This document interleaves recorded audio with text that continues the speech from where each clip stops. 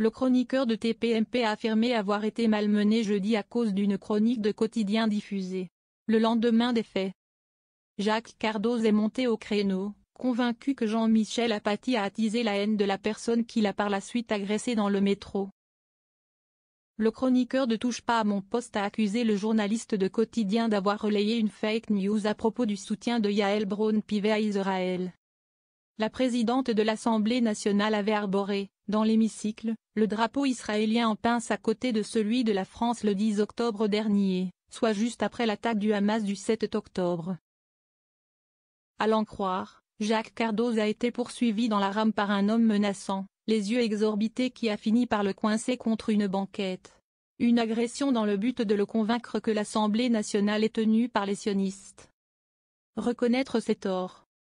Cette agression serait survenue jeudi dernier, soit le 30 mai. Or, dans son tweet publié le 2 juin, Jacques Cardoz met en lien la chronique de Jean-Michel Apathy du lendemain des faits, soit celle qui a été diffusée le vendredi 31 mai 2024.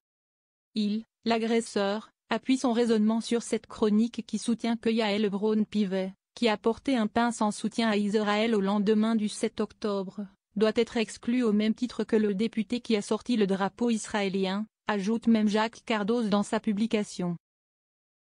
Le chroniqueur de Cyril Hanouna insiste, en parlant toujours de cette chronique survenue le lendemain de son agression, et s'adresse à Jean-Michel Apathy dont les paroles ont des conséquences sur l'ensemble des journalistes, puisqu'il a été choisi par son agresseur parce qu'il m'a reconnu. Or, je ne me suis jamais exprimé ni sur le drapeau ni sur ta chronique, et j'ai sincèrement eu peur qu'il sorte une arme. Et de conclure, j'ai essayé d'argumenter, mais il a vu sur les réseaux la preuve, la tienne, de ce qu'il avance. Aie conscience que ta chronique suscite un faux sentiment d'injustice et peut attiser la haine et encourager l'action violente sur la base d'une analyse erronée. Si ce n'est lui. Certains internautes n'ont pas manqué de relever ce problème de date, certains préférant sortir la carte de l'humour en supposant que l'agresseur a trouvé sur son chemin une DeLorean pour retourner vers le futur avec Marty McFly et le Doc. Jean-Michel Apathy a en tout cas répondu très sérieusement à Jacques Cardoz, tout d'abord en condamnant l'agression, puis en l'encourageant à reconnaître qu'il s'est planté puisqu'il ne peut être responsable, sa chronique ayant été diffusée le lendemain. Après plusieurs échanges, l'ancien présentateur de complément d'enquête a fini par admettre que ce n'est donc pas la chronique de Jean-Michel Apathy de mardi sur le drapeau qui est en cause, dont acte. Jacques Cardoz accuse maintenant LFI et la rhétorique du militant Ilan Gabet d'avoir servi de moteur à son agression. Selon Jacques Cardoz, le militant défend la thèse d'un prétendu règlement à géométrie variable. Le règlement de l'Assemblée nationale.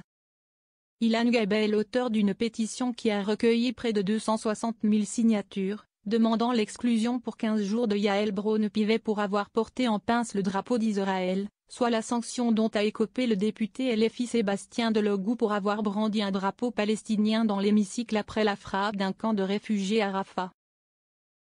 La pétition dénonce un deux poids deux mesures dans l'application du règlement de l'Assemblée nationale de la part de sa présidente.